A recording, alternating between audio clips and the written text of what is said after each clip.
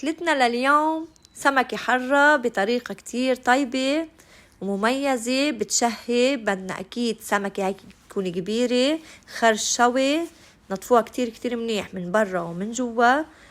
أوكي، بدنا منقطع مع جزر وبصل ونفرم توم، فليفلة، ناصر نص حامضة، وملعقة ملح صغيرة، وملعقة بهار سمك صغيرة، وملعقة كمون، وملعقة بابريكا حرة أو حلوة مثل ما أنتو بدكن. أوكي، وبقدونس، نخلطهم كلهم مع بعض مع ربع كوباية زيت زيتون، نحشي منهم بالسمكة، بنخلطهم مع بعض نحشي منهم بالسمكة، بنرجع بنقطع فوقهم كوسة وحبة من البندورة كمان نخلطهم مع بعض.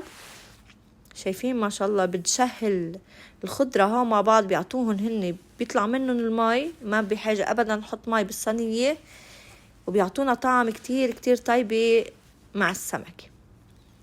أوكي، بنحطهم تحت بالصينية وبنحط السمكة على الشبك وبنحطهم بالفرن على درجة حرارة 220، النار من فوق ومن تحت لمدة 40 دقيقة. إذا السمكة أصغر من هيك حطوها لمدة 30 دقيقة.